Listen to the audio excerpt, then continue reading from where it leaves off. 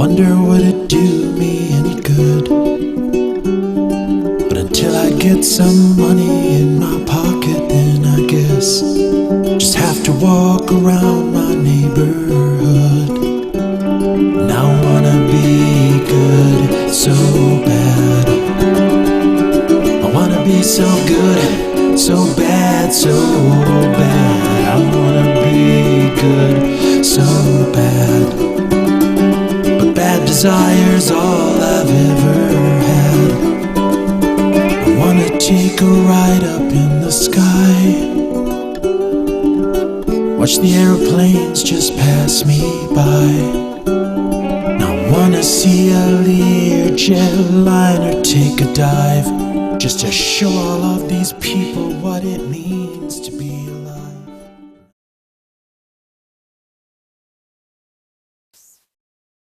All right. Well, good evening, everybody. I guess I should say thanks and kind words to Jess for hitting me up tonight. I will say firstly, give me a few of the first few minutes to kind of get myself comfortable. If my voice is kind of cracky or crackly or anxious, it'll kind of settle in after a little bit once I get the nerves and get the rambling going. But yeah, my name is Jason, and I guess I primarily at my meetings identify as an alcoholic. Doesn't mean that's the only thing. I'm kind of whatever you put in front of my face, kind of a buzz hound, if you will. But at the end of the day, alcohol has kind of always been the common factor, at least in my adulthood. It is always the most accessible and the easiest fallback. So that's where I kind of, like I said, as I identify the meetings I go to.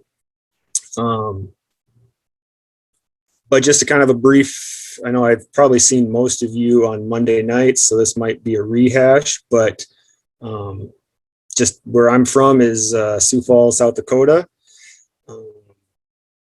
Like I had mentioned, and on Monday nights, it's the part of the state that doesn't have Mount Rushmore, the Badlands, Wall Drug, the Black Hills, or the Big River.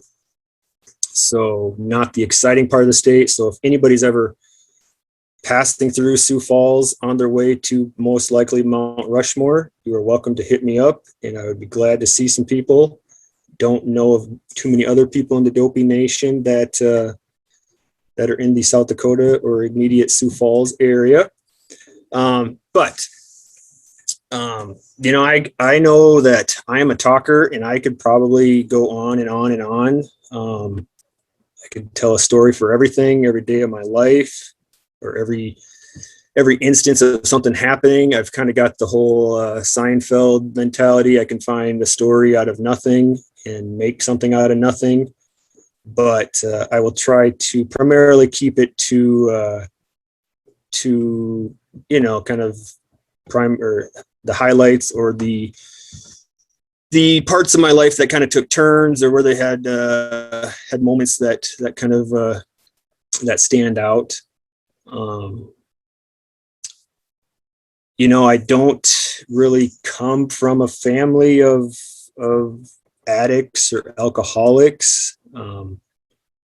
I grew up in a small town outside of Sioux Falls. So I grew up in a town where, basically everybody knew me or knew some of my family. And that had its ups and downs, of course, growing up. But yeah, as for my family, my dad has 6 other brothers and sisters. None of my cousins, none of my aunts or uncles or anyway that I'm really aware of, at least in the way I stand out, really have a problem that I've had. And the closest one that I could say would be my dad's youngest brother, and he was only like 6 years older than me. So that's probably the person I looked up to growing up when it came to, getting alcohol or stuff like that. But yeah, really, I don't have it run in my family. I don't have I don't have this horrible upbringing. I don't have a lot of bad things happened to me that weren't really self-inflicted. My parents are still married. I grew up in the house for like 20 years of my life, same house for like 20 years of my life. I have lots of family and lots of friends around. It wasn't a rough life, at least on the outside, but my brain, always made things more difficult than it had to. I always, my parents were always picking my daughter or always picking on me over something else, or didn't get me this and didn't get me that, or didn't let me stay out late enough and do that. So I've always had just this mental problem of, I'm not like a pessimistic person, but I just always wanted things my way. Why didn't I get this? And why? Um, but yeah, like I said, I would only like to say my drug of choice was alcohol. If I had my choice, it would always be weed, pot, or whatever you want to call it these days. But alcohol is just always the one that was always easily accessible, was always there. Even though I mentioned I didn't come from a family of alcoholics, I also grew up in a house that always had beer and liquor around. My parents had a mini fridge that was full of pop and beer. And, my friends and I would steal a couple beers and do that nice rearranging in the mini fridge to make, 15 beers down to 12 still look like 15, and stuff like that. My parents didn't drink a lot of liquor, so I had to be very cautious about how much I could really take before they would notice. They always had this stuff in the fridge called Maui. We always drank this. It's like basically fruit punch liquor. We always called it Maui Wowie. And, but, if I were to think of like my first time I could, in my mind, think of when I had a drink of beer, it was probably when I was very young and begging my dad for something to drink in the car. And I think he had a beer and said, no. And I'm like, I'm thirsty. And finally he gave me a drink, and I wouldn't say that was anything that turned me into an alcoholic. I'm sure I didn't like it, but that's something I can just remember in the backseat of a car. The first time I can remember drinking that I really, really liked it was, I don't know, I probably could have been in 7th grade or 8th grade. And we were on vacation, and my dad and his friend each gave me and this other guy's son a beer. And man, did I drink that thing fast. I mean, I don't think I enjoyed the taste of it, but I knew I liked that I was doing something I wasn't supposed to. But when that first beer was gone, man, did I ever want more. And all I wanted to do was figure out a way to sneak around and get more. It didn't happen, but man, as a young kid, I sure didn't take that a sip at a time. I was always, I just drank it fast, and so I suppose you could say from the very get-go, I've always had some kind of addiction, or what do I want to say, propensity to abuse anything that could alter my mood or behavior. So yeah, growing up after that, I mean, my friends and I would steal liquor and booze from our parents and just the typical stuff. Never really got in trouble when I was younger for that. I say that I've done every drug that's been offered to me. I haven't done all the drugs in the world, and I'm probably fortunate for that. I also try not to think on that too much, because it just gives me another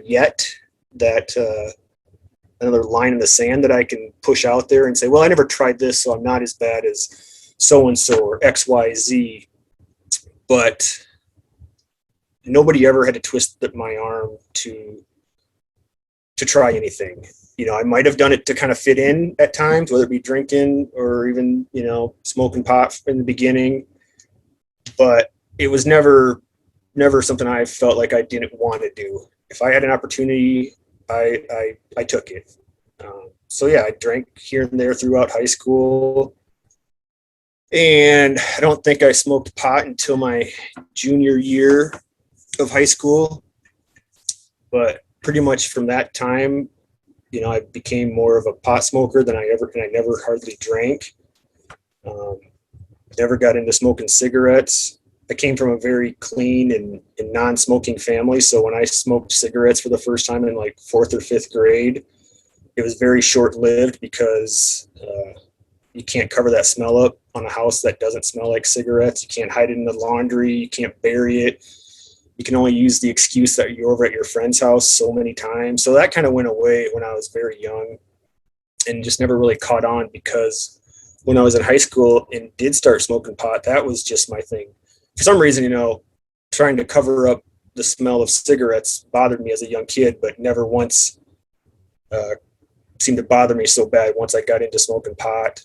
Um, it didn't take long for me to just want to be a regular pot smoker to wanting to find ways to sell it, ways to get it for free, ways to make some easy money, So I very quickly throughout my junior and senior year of high school kind of became I wouldn't say the drug dealer per se, but I got a lot of the regular kids high for their first time. I've always, throughout high school and afterwards, I always kind of lived on the edge of the sword. I didn't really fall to the worst side of the tracks, and I wasn't the straight A student who didn't cause any trouble. Kind of floated around everywhere, got along well with everybody, but really got into selling weed. I mean, so much that when I was delivering pizza in my small town, like I always had bags of weed already broken up into many different sizes, and people could just, when I would walk out for a delivery, could just stop at the car and I could drop them off a bag. They can give me the money and I could be on my way on a delivery. So yeah, really throughout high school, I would never say I had a drinking problem because I just smoked weed, and even because really, I mean, when you're younger, it seems like getting weed and stuff like that was actually a lot easier than trying to find somebody who was 21 who didn't mind, taking their chances of you drinking and driving and getting caught and all that stuff. So I never had to worry about, I never really got underages when I was much younger. But so, I went to, after high school, well, the worst thing I did that during my high school years was it kind of got, since I'm always about getting that rush and getting that high, I of course went through a phase of stealing, and my claim to fame there after a couple years of doing that and reselling, clothes and all that good stuff, and getting really good at taking the ink tags off. I think, that was the most fun that we ever had, was doing the ink tags. And actually, I basically met one of my best friends, who is one of my best friends today, when we were like in 9th or 10th grade, because we both found each other stealing, and we'd always known each other, but that was like kind of our connection. So yeah, I was always looking for a way to make easy money without actually having to work. So whether that was stealing for a few years, but yeah, I got caught. My last time I was going to steal, it was just before I was going to turn 18, and I got caught stealing. And it turned out it was my mom's birthday too. So that was really, not only do I not turn away drugs or alcohol when I shouldn't, I also have a strong problem with like doing things at the worst time possible, So yeah, going out to get caught stealing to just even be out stealing on my mom's birthday, let alone to get caught and having her come and get me at the store. I lived with my parents when I went to a college for a couple years. Back in the day, it was called computer programming. Now it'd be software developer, engineer, much more fancier term.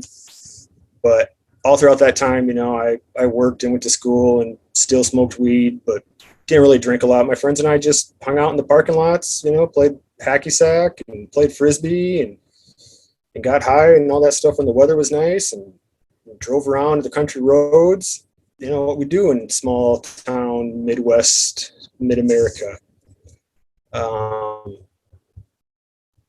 So I was done with college because I went to a technical school. I was done with college before all of my friends before they were even halfway done with college. So I would kind of live out some of my college,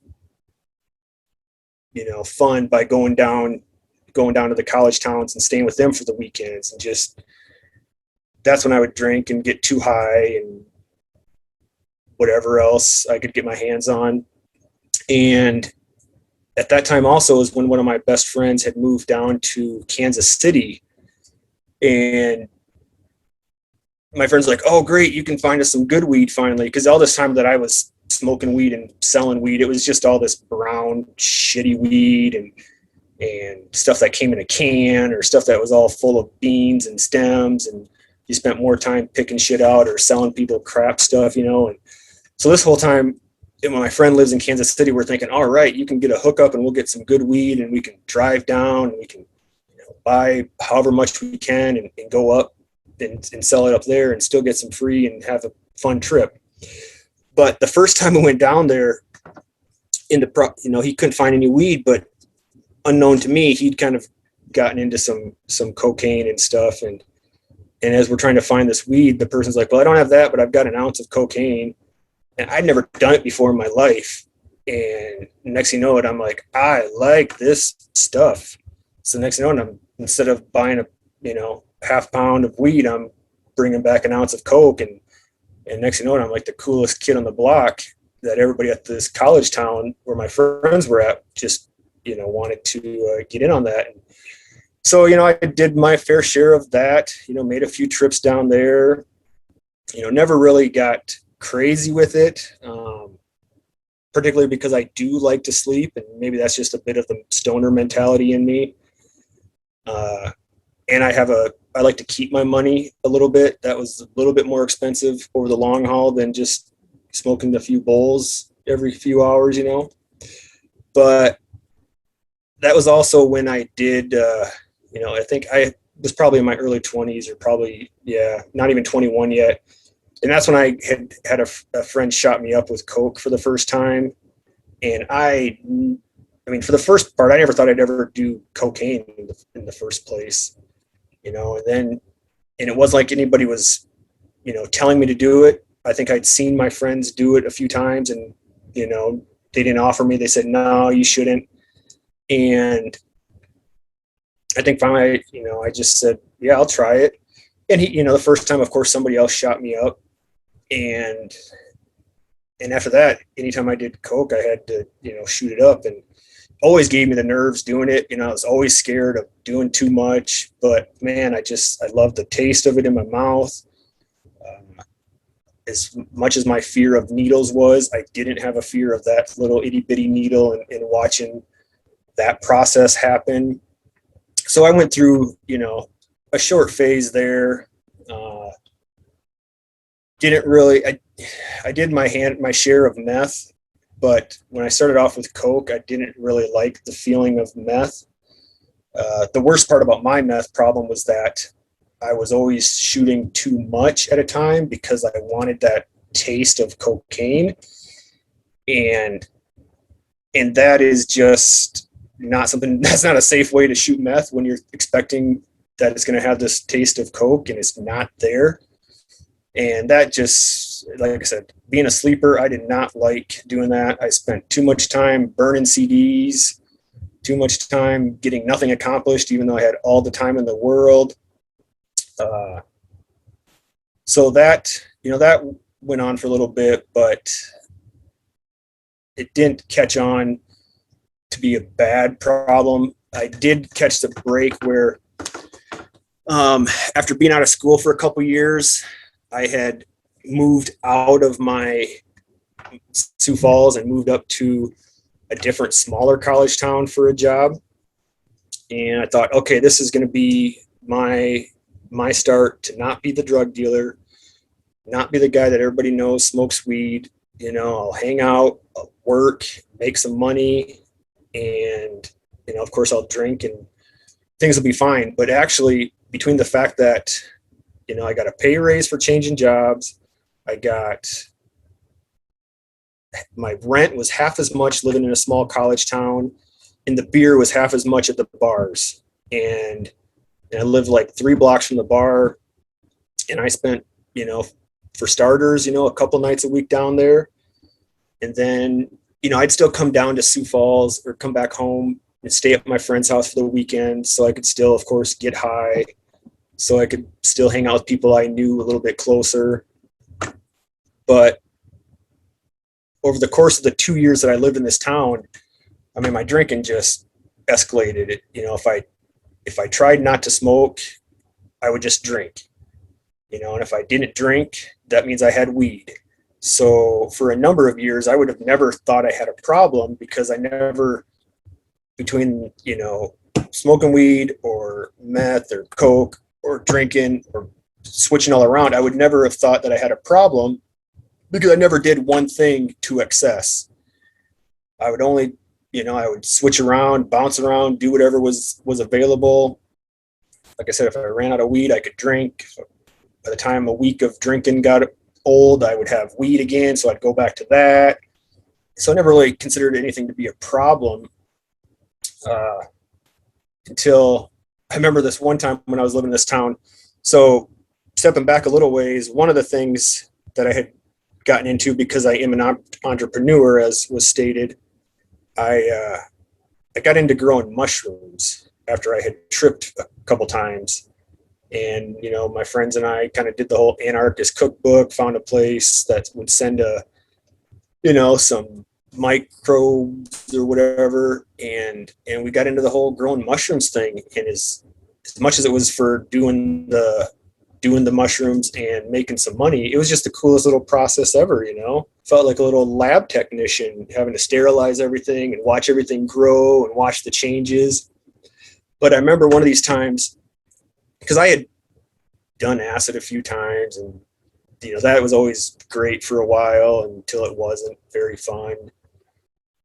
Did mushrooms plenty of times, but I remember that one time I was doing mushrooms by myself up in this town, and I remember I got out a notebook and I just remember writing why, and basically the why was like, why do I always have to have a buzz? And this was like, I might have been 23, 24. It was like, why am I always on something?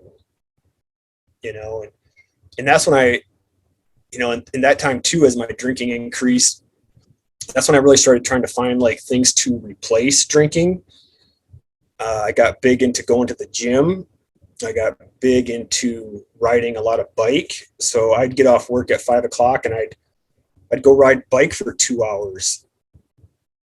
But even though that was like my excuse to not drink, here I would be the guy on a bicycle riding into town after being gone for 2 hours in my spandex, mind you, dripping sweat, walking into the gas station to pick up a 6-pack of beer, and then riding on my little bike, on my little, 10-speed bike or whatever, and riding with my 6-pack of beer down the block in my spandex to my house so I could drink. It was just everything that would delay the starting time, even in my early 20s and stuff like that.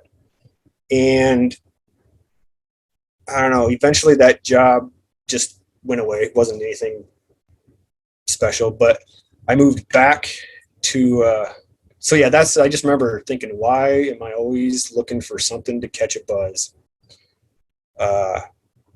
So I moved back to Sioux Falls, but I was working out of my house for a couple of companies in Chicago and then in Detroit. So I had a lot of time to stay out at night. I met some friends who liked to party. They had jobs that kind of allowed them to go out, 4 or 5 times a night or week.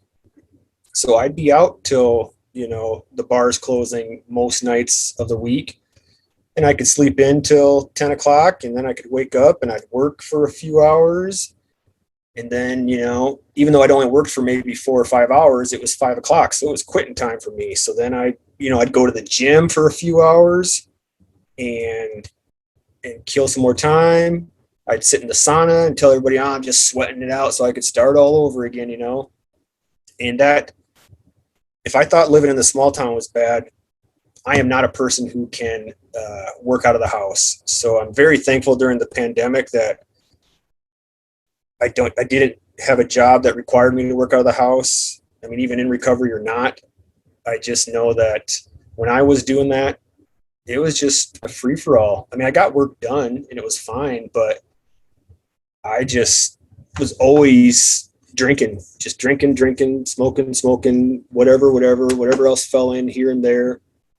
Uh, and then I'd also go out to Chicago or Detroit for short stints.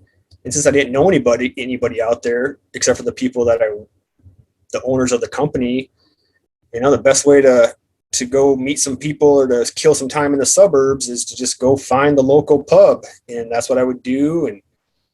And so I'd be out there for 2 or 3 weeks and all I'd be doing is drinking and working.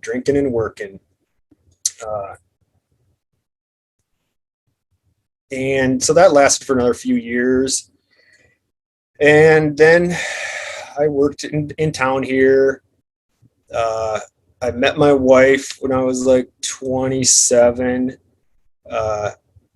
Coincidentally enough, we met on St. Patrick's Day night in an Irish bar with the smooth pickup line of, "Hey, I like your hat."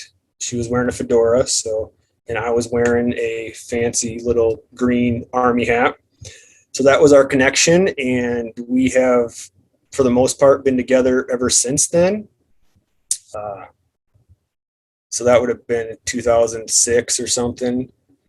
And we dated for a couple years. We had lots of fun. We had lots and lots of fun. We went to lots of traveling, lots of concerts, lots of having parties, lots of going to parties.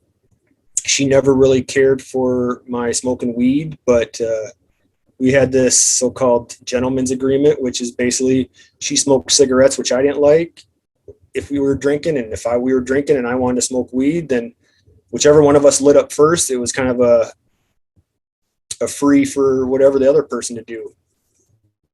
But that's when I would also kind of hide smoking weed as well. But yeah, we eventually got married a couple years later.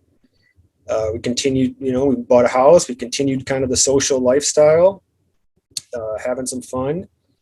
And let's see, we had a kid. My wife got pregnant, and that's when things really, really changed. She became, like most parents and pregnant women, became responsible. She didn't want to go hang out. I mean, when she was pregnant, we'd go out to the bar and I could have a couple beers, but one of the things that we always did, and what I also did throughout my 20s, was finding activities that made drinking seem okay. Played a lot of softball, played a lot of volleyball. My intentions were always, I loved playing them, but they also either included drinking before, drinking during, or drinking after. And that's just another one of those things where I always had activities to do to keep drinking. It didn't matter if I was at home, didn't matter if I was out doing something. I just got to a point where drinking was just kind of the norm. That's why, for me, everything is a possible trigger, because everything in my life from 18 on was under some kind of buzz. There was always something. So, I mean, everything I've done in my life could be an experience to being under the influence of something. So when my wife got pregnant and quit drinking, I told myself, well, I'll get 9 months and then I can really straighten up. And when she was pregnant and going to bed early, I was staying up, drinking on the couch, watching TV, waking up to her tapping me, or just waking up on my own at 1 or 2 in the morning with a half full beer in my lap. When she kind of started seeing the problems, it became more about hiding the drinking. One of my secret things I would always do is I would keep I'd buy like a 6-pack of PBR, and I would drink a couple while she was awake, maybe tell her, oh, I'm going to have another beer. But then I'd drink the whole 6-pack. But while she was sleeping, I would sneak out my back window, because we have like a basement window, and I would run down the block to the gas station and pick up another 6-pack. And then I'd have to drink like 3 more of those. So that way, when she looked in the fridge the next day, there was still only 3 beers left with the cans and everything else hidden elsewhere. And I did that a lot. Just a lot of drinking alone, drinking with people. It didn't matter what it was. Everything was a drinking thing. And after I would say, so then after my daughter was born, it was fine. I was still a good dad for the most part, and I was always there, and but I had switched jobs to more. I had always worked at small companies, so then I switched jobs to be at this bigger company with more responsibility and more money and better title. And after about 3 months of that, I was ready to quit. I mean, I remember calling my mom, crying one day because I had realized that my mom and my dad and their anniversary is all within 1 week. And I had totally spaced it all off because I was just so stressed out about this job. And so then that would make every night be more drinking, trying to find more ways to get high, more reasons to be out every night. So I wouldn't have to be home with my thoughts. I didn't want to deal with the anxiety of anything, still trying to be a dad, still trying to grow up as an adult, I guess. But that just progressively got worse. At all my jobs, I'd always eventually gotten high. Once I'd felt comfortable, I'd always eventually get high at work, maybe on a Friday, maybe before I'm going on vacation, something like that. But there was a time then where it went from drinking right away after work, getting rid of the whole gym thing, or going to the gym and just drinking right away, to, I can go out for a cruise at noon and I could spend my lunch hour just driving around and drinking. And that slowly became drinking right away in the morning. My wife and I, we both worked within like a block of each other. So we would drive my daughter to daycare. I'd drop my wife off at work, and then I would go to work. But then slowly I started making up excuses why we had to drive separate. I'm tired, I'm just not ready. Go without me, or, we need to drive separate today, I got to do this. And that's when I started drinking before work. And I don't know how long that lasted. I just know that my drink of choice, which definitely resulted in my weight gain, was the Lime-A-Ritas from Bud Light. They had a lot of alcohol in them, and I could drink a little 8-ounce can really fast, primarily like 2 or 3 of them really fast. And then it would be like, holy crap, I've just drank a 6-pack of beer in 15 minutes. And I could do that in the morning. I could do that at lunch. It just got bad. I had gotten in trouble finally after a couple years. I think my daughter was 2.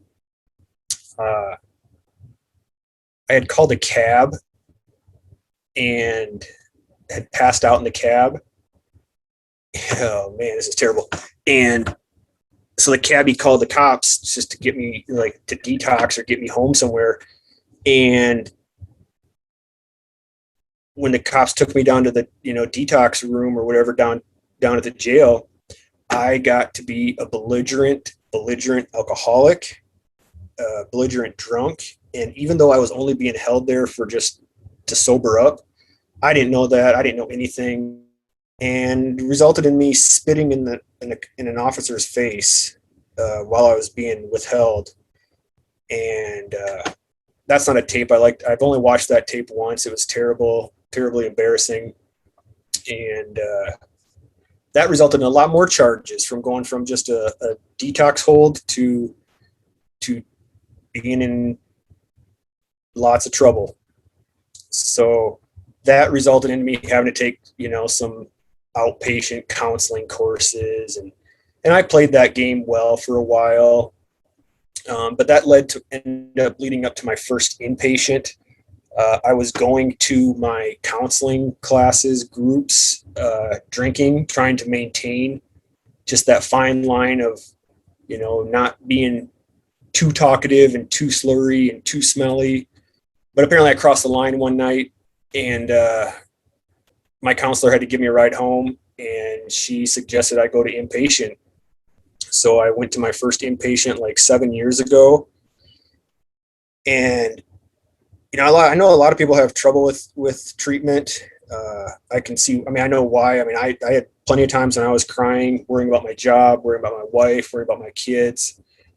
Uh, but it was also the easiest time ever to not drink or use. I mean, I didn't have any triggers. I didn't have it around. I got to talk all the time because I love that. I love talking. And I made it to that 30 days.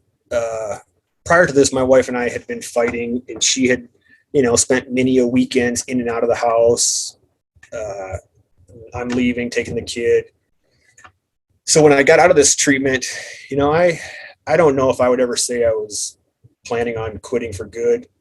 I definitely wanted to, like many of the other times I got kicked out of the house, I wanted to make it back into the house and be with my family.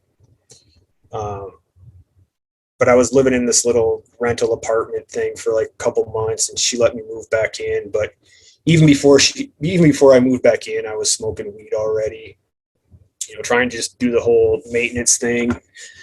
Had quickly gotten out of AA, but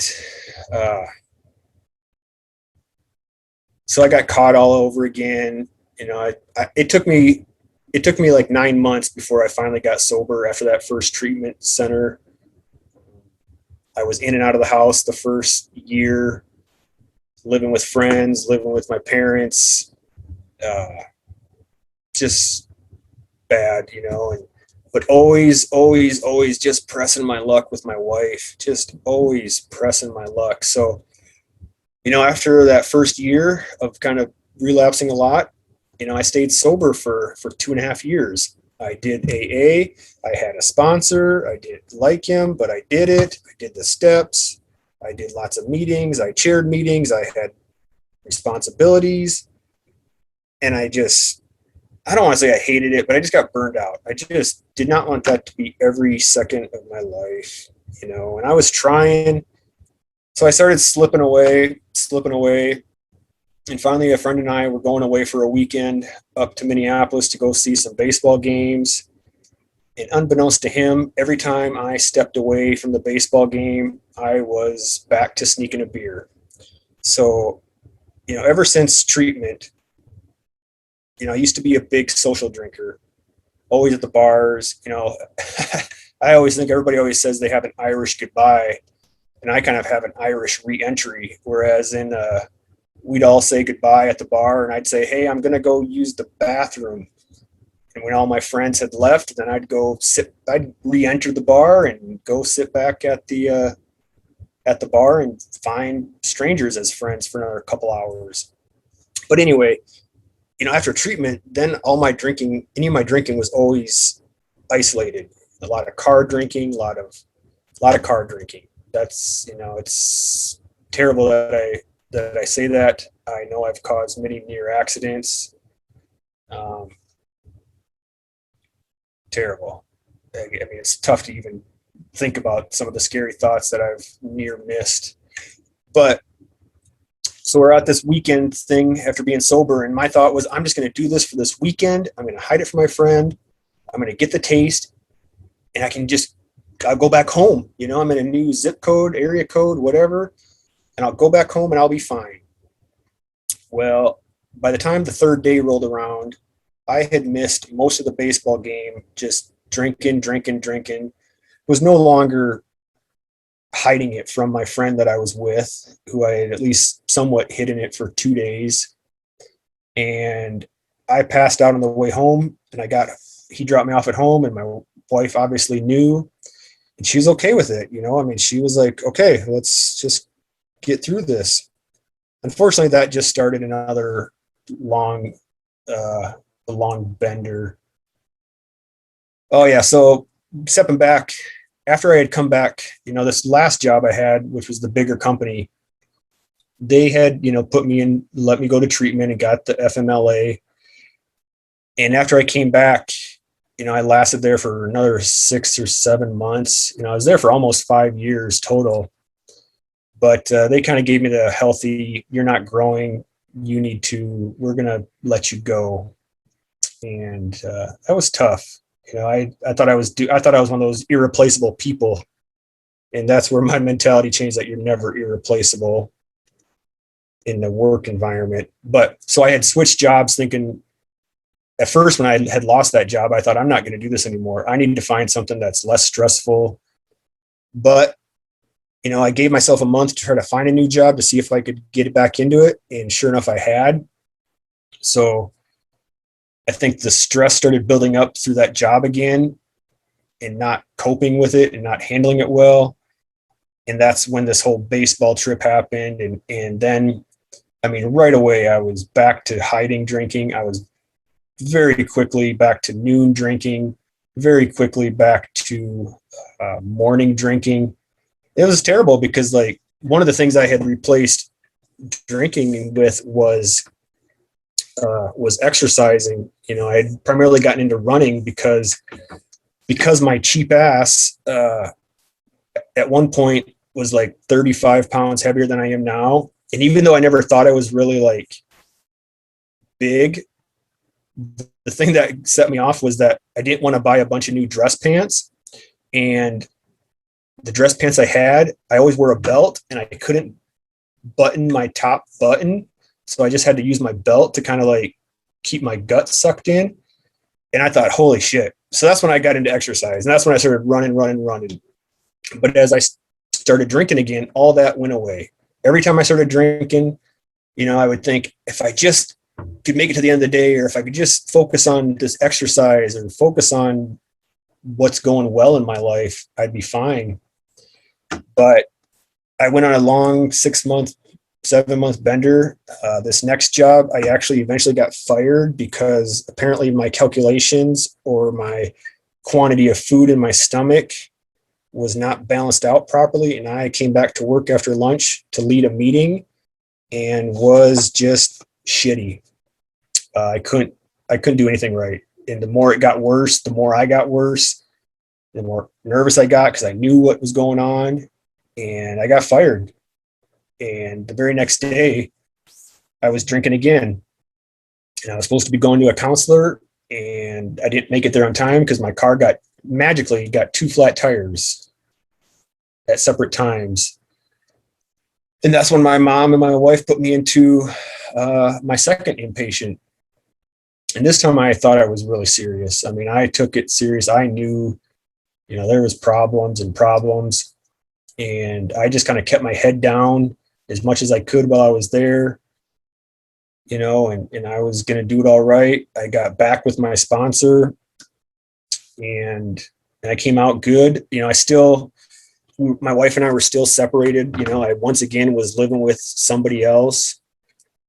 But prior to that second treatment, I had gotten, 2-3 DUIs. One of them got dropped. So, and I got kicked out of the house again because I never wanted my kids, and it's at a certain point we had another kid. In this 2 years of my sobriety, we had another kid, which is everything I wanted. We got a boy and we got a girl. Life is good, but nothing's ever good enough for me. And so I always wanted my wife and kids to stay in the house. So I would always move out, sometimes it was 3 months, 6 months. The last one was a year and a half. But I just had a hard time staying sober. And when I would drink, the only thing that would stop me wasn't my wife backing me into a corner, catching me red-handed. It wasn't getting kicked out of the house. It was always going back to jail. I always did pretty good sobriety when I was under the gun of the law. For the most part, I did drink on breathalyzers or 24/7s. I'm not perfect. I've got stories for days on kind of skirting around that and getting caught and having to spend 24 hours in jail and trying to make up stories. about why I can't be around, because at the time my wife and I were separated. So it was easy to kind of like play off why I couldn't be around for a 24-hour period. No big deal. Just got stuff to do, meetings to go to. But after that last treatment, that's when I finally got out of the software, computer development, project management world. And I started over. I started at a gas station for like 6 months. I did drink there a few times. I mean, during that time, I still never got sober. Uh, I worked at a grocery store for almost 2 years. And about 6 months into that, I had started drinking again after some family matters. And I got another DUI. I was actually living at my dead grandpa's house. My grandpa had recently passed away, and the house was empty. My parents wouldn't take me anymore. My friends wouldn't take me. I didn't have the money to get an apartment, or so I thought. So, but I got nothing going for me. I keep on pushing this line out. I keep on crossing everything I'm not going to do, at least to be a good family guy. And I got another DUI that's resulted in, from a legal standpoint, from a sentencing standpoint, that resulted in my third DUI. You know, could there have been more that were dropped to lower charges? Yes. Could there be more that I never got caught? Hundreds. But that was just the lowest point of feeling ever. And that was a little over 2 years ago in May. I did find an apartment because my wife was not going to take me back. We were going to get a divorce, not by my choosing. I did more aftercare and more treatment or outpatient treatments. I had more house arrest. I had more ankle monitors. I had more breathalyzers. I didn't have an actual license for like 3.5 years. Had work permits, but I continued to get these DUIs when I wasn't supposed to be driving. You know, of course, because just because I have a work permit doesn't mean I wouldn't drive any other time. But I mean, I didn't have a real license for like 4 years, and I had to get a studio apartment, and it was the most crushing thing of my life. I can remember the day I moved in, that if I wouldn't have had that ankle monitor on me, checking my blood alcohol, I don't know if I would have made it. I just don't know if I would have made it through that first day of, because I did stay with my parents for a little while. It was kind of hell on earth for a bit. My parents we were never really talkers. We were never talking about the birds and bees and our feelings. The most I ever kind of got connected with them and reminded of how much they loved me was when I was in the worst possible points of my life. Why are you doing this? You have so much going for you. You've got a family. You've got kids. Yeah, I know. There's just nothing's going to stop me, I guess, but the law. So I, tried everything I could to let my wife do her thing, take care of my kids when I could, spend time with them. We did that for 18 months. We still did family stuff together. I still hoped and prayed we'd get back together. I kept on doing all my business.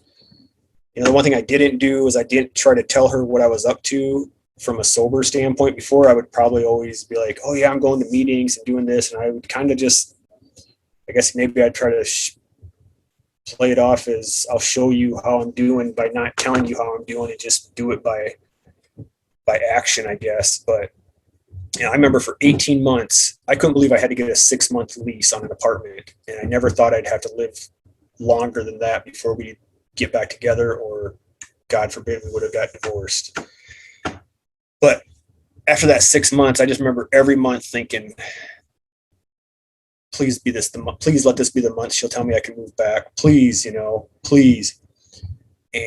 But like every couple of months, she'd be like, I don't want to do this anymore. I mean, we were talking, we were communicating, but she's just like, I just can't trust you anymore. She's like, I love you. I want the kids to be around you, but I just can't do this anymore. and it would always break my heart. I mean, I would stay sober. I had transitioned from the ankle bracelet to the 24/7 thing, which um, anybody who's done that knows that, you can't drink a lot, but if you want to drink, you can get by if you only got to do a breathalyzer twice a day. Primarily, like one of those 14% 24 ounce cans of, I don't know, Four Loco or whatever. You drink one of those, you got a good 10 hours to sober up. But the worst thing about that time is that whenever I did that, having to stay sober for so long once you had drank for an hour really sucked. But anyways, I stayed sober. I did everything I was supposed to. I got a new job after the grocery store that I've been at for about a year and a half now. One thing that's kind of nice, I don't want to say it's keeping me sober by any means. It's nice that they kind of have that sporadic drug and alcohol test that I could get randomly pulled for. Because I was a morning drinker, so some people might have a rough night and be like, oh, I still got some alcohol in my system at 8 in the morning, 10 o'clock in the morning. My problem, I wouldn't even be able to pass that off, because if I were to get a random alcohol test and I had been drinking, it would have been in 7 o'clock, 8 o'clock in the morning. And it would have, so, that's not keeping me sober, but it's a nice little like reminder, like, anything's possible. But also, I mean, I truly am grateful for my wife. In November, like I said, after a year and a half of being separated, I was able to move back into the house, and so that's been going on 8 months. We get along well. When I don't drink, I mean, I'm a little high strung sometimes. I got OCD cleaning problems. I like to have things my way, but nothing is as bad as the hiding and sneaking around and just the danger I put myself in when I'm drinking. Because, like I said, once AA fucking ruined drinking for me, but I still did it. I just did it all alone all the time.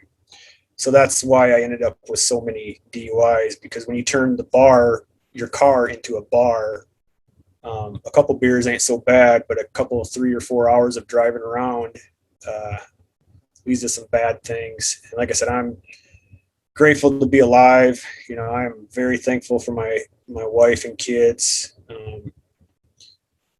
It's always hard to think back on some of this stuff, because we all seem to laugh at these stories and we can relate. And I always attributed like hurting people to be a physical thing. And I always said, I never hurt anybody. My wife and I might have gotten into some pushing matches and slapping each other once in a while. But I was like, I'm not a physical person. I don't beat my kids, and I don't get into bar fights. I don't go break people's property. Even if I was, maybe stealing some of my friends' weed or sneaking around. I look back now, and sometimes it makes me kind of sick to think that I can laugh about these, and other people had to live through this experience with me, and it's not a laughing matter. So, I don't know. It's good to be able to share it, because I mentioned the other night how sometimes just speaking it is this best way to remind myself what can happen all over again, and what can happen so quickly, because there's only two voices in my head. One that wants me to drink, and then the other one that says, fuck it, you've already had a drink. One drink isn't enough. If you wanted one drink, you wouldn't have had it in the first place. If you could have one drink, you wouldn't have been in this problem in the first place. So I don't know. Here I am today. I'm sitting in my basement, got the wife and kids sitting upstairs, watching a movie, and things are going pretty good. I don't so much worry about how many days I've been sober, because I know that I've drank on the turn of a dime, drop of a dime, whatever you want to call it, and it goes quick for me. And I just do not have the trust in myself at this point, or the honesty, or the willingness to try it again, to say that I could have one drink and I will stop, or one night and I can stop, because that taste just gets in my mind. And I think what happens is that it's not so much that it's the dishonesty. Like, I just don't have it in me to tell somebody that, hey, I got to start my counts over, or, hey, I let you down, I drank. And I think that just gets to eating me up inside. And the only way to numb those feelings is to keep doing it. But then it just grows exponentially every day after that, until I'm kicked out of the house, back behind bars. And my next trip behind bars or arrested, nobody's going to be seeing me for a while, except for out on bail for a short time, because they're done giving me any chances. My wife's done giving me any chances, and my kids don't deserve this.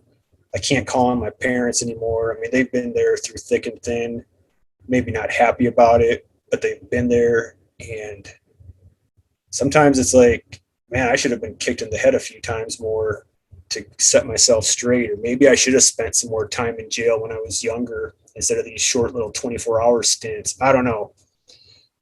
Something in my life, I didn't take learning my lesson very well.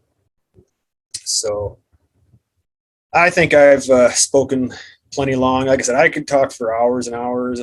Anything you could talk about will trigger a memory for me. When I talk to people at work, I have to be careful how I tell stories, because I'm like, oh, this will maybe shock some people. Like, I tell stories of copping drugs or getting arrested, and I'm like, oh, this is probably kind of shocking to some people. And but yeah, it's great to hear myself talk, because that's my favorite person to hear. So thanks all for listening.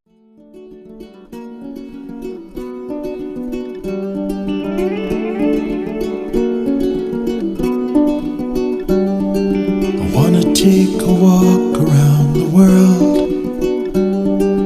I wonder would it do me any good? But until I get some money in my pocket, then I guess just have to walk around my neighborhood. And I wanna be good so bad. I wanna be so good, so bad, so bad. I wanna be good so bad. But bad desire's all I've ever had.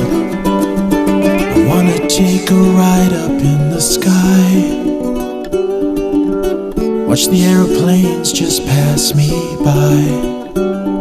I wanna see a Lear jet liner take a dive, just to show all of these people what it means to be alive. And I wanna be good so bad. I wanna be so good, so bad, so bad. I wanna be good so bad. But bad desire's all I've ever had. My shadow's getting smaller and smaller, and it's high noon where I stand. My shadow's getting smaller and smaller, and it's high noon where I stand. I wonder would they pay me any mind if I leave this busted city far behind? And I'll take the high road, however far it winds, 'cause peace and love are very, very, very hard to find. And I wanna be good so bad. I wanna be so good, so bad, so bad. Wanna be good so bad. But bad desire's all I've ever had. Oh man, these suckers really make me mad, and it's all I ever